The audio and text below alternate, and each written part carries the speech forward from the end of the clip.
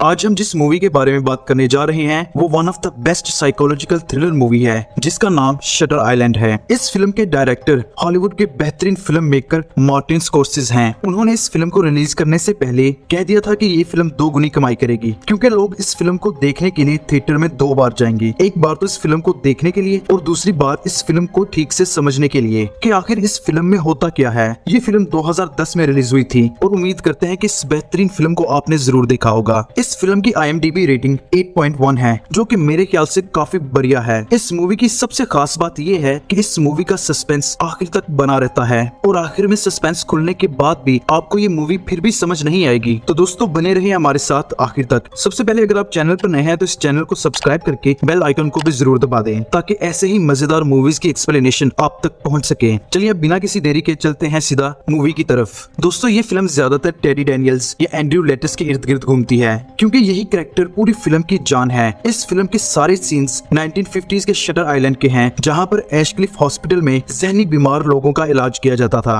और ये इलाज 2 मेन डॉक्टर्स के जरिए होता था जिनमें से एक का नाम डॉक्टर कॉली होता है जो कि खतरनाक मरीजों को ड्रग्स और एक थेरेपी के जरिए मरीजों को ठीक करने पर यकीन रखता है, जबकि दूसरा डॉक्टर जेरेमिया है जो मरीजों की सर्जरी करके उन्हें ठीक करने पर यकीन रखता है। सर्जरी में मरीजों को दर्द से गुजरना पड़ता है जिसके चलते डॉक्टर कॉली इस असाइलम के सबसे खतरनाक मरीज यानी एंड्रयू लेटिस पर एक थेरेपी परफॉर्म कर रहे थे ताकि ये साबित किया जा सके कि बिना सर्जरी के भी जहनी बीमार लोगों का इलाज किया जा सकता है। ये दरअसल एक शॉक थेरेपी है जिससे एंड्रयू के सबकॉन्शियस माइंड को एक झटका लगेगा और उसने जो जुर्म किया होगा उससे वो वाकिफ हो जाएगा। अब एंड्रयू लेटिस या टेडी यहाँ पर एक पेशेंट है जो एक एक्स US मार्शल है जो इस आइलैंड पर अपनी बीवी के कत्ल के बाद आया था क्योंकि वो अपनी बीवी बच्चों के खोने के बाद पूरी तरह से पागल हो गया था। एंड्रयू ने अपनी बीवी डॉलरस को इसलिए मार दिया था क्योंकि उसने अपने घर में आग लगाकर सबको मारने की कोशिश की और बाद में अपने ही बच्चों को तालाब में डुबोकर मार डाला। अब उस बड़े हादसे की याद को छुपाने के लिए एंड्रयू ने खुद को एक वहम या इमेजिनरी दुनिया में फंसा लिया था जहाँ पर उसका नाम टेडी होता है और वो अपनी इस दुनिया में एक US मार्शल होता है जो इस आइलैंड पर एक पेशेंट रेचल सलोंडो की इन्वेस्टिगेशन के लिए अपने पार्टनर चक के साथ भेजा गया है जो कि असल में कोई और नहीं बल्कि टेडी का ही प्राइमरी साइकेट्रिस्ट होता है। उम्मीद करता हूँ कि आपको इस मूवी का मेन कॉन्सेप्ट तो समझ में आ चुका होगा और इसीलिए अभी के लिए मैं एंड्रयू को टेडी कहकर ही बुलाऊंगा। और अब चलते हैं मूवी की शुरुआत में कि असल में ये मूवी शुरू कैसे हुई। मूवी की शुरुआत में हमें एक शिप धुंध में ढकी हुई दिखाई देती है जिसके ऊपर हमें 2 लोग यानी टेडी और चक दिखाई देते हैं जो कि सीधा शटर आइलैंड की तरफ जा रहे थे। यहाँ पर टेडी के दिमाग ने एक छोटी सी कहानी बना ली थी कि इस आइलैंड पर खौफनाक कातिल और पागल लोगों का इलाज होता है और उसको एक मिसिंग पेशेंट रेचल सलोंडो को ढूंढने के लिए अपने न्यू पार्टनर चक के साथ भेजा गया है। उसके बाद टेडी को दिखाया जाता है और उसे देखने से ऐसा लगता है कि जैसे उसे पानी से काफी डर लगता है क्योंकि वो लगातार उल्टी कर रहा था जिससे उसकी तबीयत भी काफी खराब होती जा रही थी। लेकिन टेडी खुद को संभाल कर वापस शिप पर जाता है और चक उसकी हालत देखकर उसे संभालता है। आपस में बातचीत करने के दौरान टेडी चक को ये बताता है कि उसकी बीवी घर में आग लगने की वजह से मारी गई थी। उसके बाद चक उसे अपनी बातों से फिर से संभालता है और ऐसे ही ये लोग शटर आइलैंड पर पहुंच जाते हैं जहाँ पर शिप का कैप्टन उन्हें बताता है कि यहाँ पर एक बहुत बड़ा तूफान आने वाला है। आइलैंड पर उनकी मुलाकात होती है डेप्यूटी वार्डन मैकफरसन से। अब टेडी के जहनी बीमार होने का सबूत हमें इस बात से मिलता है कि जब डेप्यूटी उन दोनों को वही अपनी गन्स छोड़ने को कहता है तो टेडी इस बात पर बहस करने लगता है पर इस आइलैंड की सिक्योरिटी का इंचार्ज होने की वजह से उन्हें अपनी गन्स देनी पड़ती है। इस दौरान चक को अपनी गन देने में काफी दिक्कत आती है जिससे ये बात जाहिर हो जाती है कि चक कोई मार्शल नहीं है बल्कि वो इस ड्रामे का एक हिस्सा है। यहाँ पर डेप्यूटी उन्हें एक अहम चीज बताता है कि इस आइलैंड पर मरीजों को 3 बिल्डिंग में रखा जाता है। बिल्डिंग A में मेल पेशेंट्स, बिल्डिंग B में फीमेल पेशेंट्स और बिल्डिंग C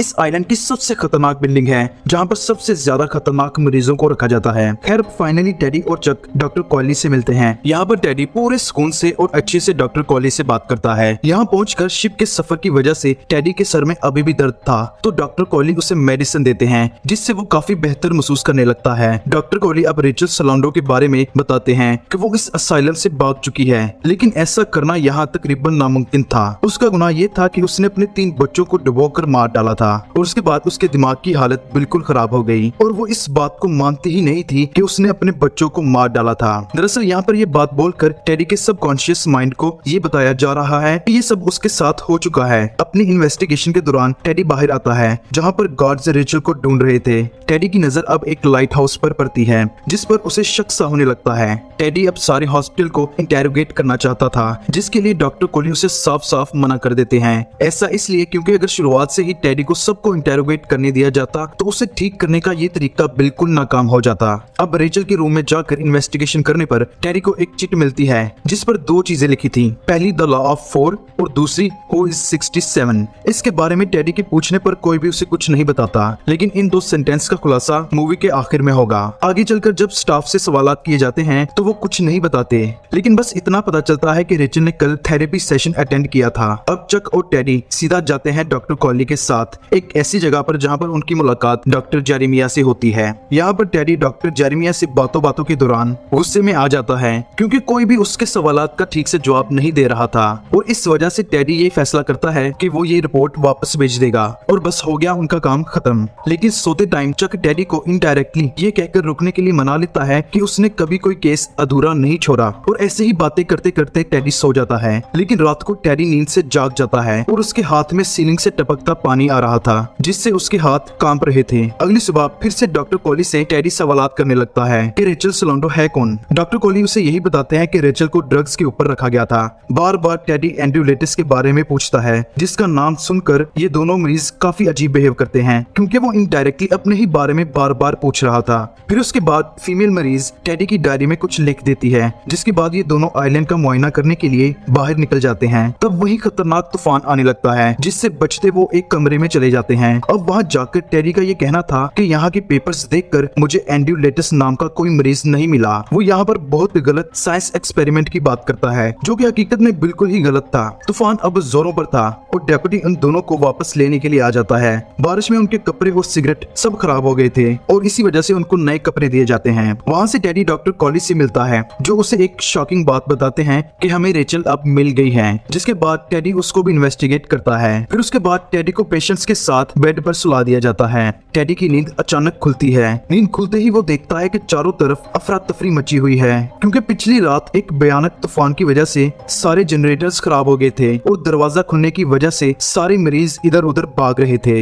अब इस मौके का फायदा उठाते हुए चक और टेडी बाहर आते हैं और वार्ड सी में जाने लगते हैं जहाँ पर खतरनाक मरीजों को रखा जाता है। अब वार्ड सी में जाकर एक पेशेंट टेडी को तंग करने लगता है और टेडी उसके पीछे अंधेरे में भागने लगता है। वो इतने गुस्से में आ जाता है कि वो इस पेशेंट को जान से ही मारने की कोशिश करता है। तब एक गार्ड और चक की मदद से उन दोनों को छुड़वाया जाता है। फिर टेडी असाइलम में इधर उधर घूमने लगता है। वहाँ उसे एक पेशेंट मिलता है जो उसे सच बताने की कोशिश करता है, जिसकी वजह से टेडी चक पर शक करने लगता है। चक बार बार टेडी को लाइट हाउस जाने से रोकता है क्योंकि वो स्टेप थेरेपी के आखिर वाला स्टेप था। वो चक को वहीं रुककर इंतजार करने को कहता है, लेकिन अगले ही सीन में चक उसे नीचे चट्टानों पर गिरा दिखाई देता है। लेकिन ये सब बस एक वहम ही था। दरअसल असल में हुआ ये था कि चक वहाँ से चला गया था। नीचे आने पर टेडी को चक नहीं मिलता, पर उसे वहाँ एक केव दिखाई देती है जिधर से बाहर की तरफ रोशनी आ रही थी। टेडी वहाँ से बाहर आता है और वापसी पर रास्ते में उसे डेप्यूटी मिलता है जो टेडी को वापस असाइलम ले जाता है। टेडी डॉक्टर कॉली को ये पूछने जाता है कि आखिर इस आइलैंड पर चल क्या रहा है, लेकिन डॉक्टर कॉली ये देखकर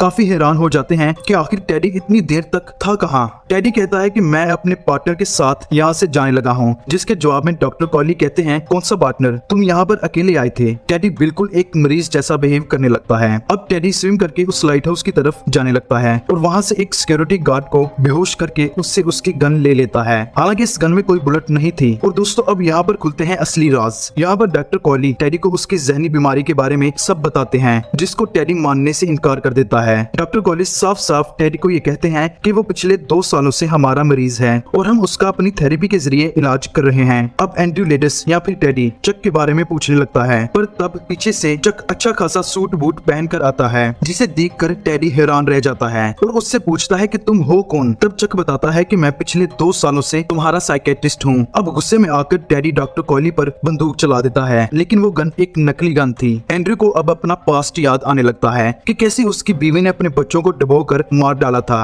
और फाइनली उसे सच्चाई का एहसास होने लगता है और वो बेहोश हो जाता है। होश में आने पर एंड्रयू को डॉक्टर कॉली यही कहते हैं कि उसे सच कबूल करना होगा, वरना वहाँ वो बाकी सब डॉक्टर्स को उसकी सर्जरी करने से नहीं रोक सकता। अब फाइनली एंड्रयू लेटिस को सच मानना पड़ता है, जिसके जवाब में डॉक्टर कॉली उसे ऐसा बताते हैं कि उसके साथ ऐसा कई बार पहले हो चुका है और वो बार बार रीसेट हो जाता था। अगले सीन में डॉक्टर शीहान यानी उसका साइकेट्रिस्ट फिर से उसकी बगल में चक बनकर बैठ जाता है और वो पूछता है कि बॉस आगे क्या करना चाहिए, जिसके जवाब में एंड्रयू लेटिस कहता है कि हमें अच्छे से इस आइलैंड को देखना होगा और यहाँ बहुत गलत काम हो रहे हैं। ये बात सुनकर डॉक्टर शीहान यानी उसका साइकेट्रिस्ट दूसरे डॉक्टर्स की तरफ इशारा करके उन्हें बताते हैं कि ये थेरेपी काम नहीं आई और ये सब एक्सपेरिमेंट नाकाम हो गया। फिर एंड्रयू की सर्जरी करने के इशारे दे दिए जाते हैं, जिसके जवाब में एंड्रयू कहता है what would be the worst, to live as a monster और die as a good man, और वहीं से मूवी खत्म हो जाती है। अब सवाल यहाँ आपका ये होगा, क्या वाकई एंड्रयू ठीक हो गया था? तो इसका जवाब है हाँ, वो ठीक हो गया था, पर वो अपनी पास्ट लाइफ को मजीद बर्दाश्त नहीं कर सकता था, इसलिए वो अपनी पुरानी लाइफ भुलाकर नई लाइफ जीना चाहता था।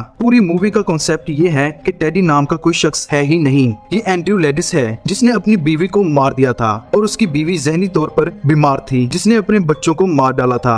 अब क्या इस आइलैंड पर वाकई बुरे काम हो रहे थे? जी नहीं, ऐसा बिल्कुल भी नहीं है। हालांकि मूवी देखने पर आपको ऐसा लगेगा कि एंड्रयू लैडिस को एक विक्टिम बनाया गया है, जबकि असल में ऐसा बिल्कुल भी नहीं है। ये सब जो ड्रामा था ये एक थेरेपी का हिस्सा था। और दोस्तों ये थी मूवी शटर आइलैंड। मूवी मुझे जाती तौर पर बहुत पसंद आई है, और अगर आपको मूवी की एक्सप्लेनेशन पसंद आई हो तो इस वीडियो को लाइक करना ना भूलिएगा। चैनल पर नए हैं तो इसे जरूर सब्सक्राइब करिएगा। मिलते हैं अगली वीडियो में अगले टॉपिक के साथ।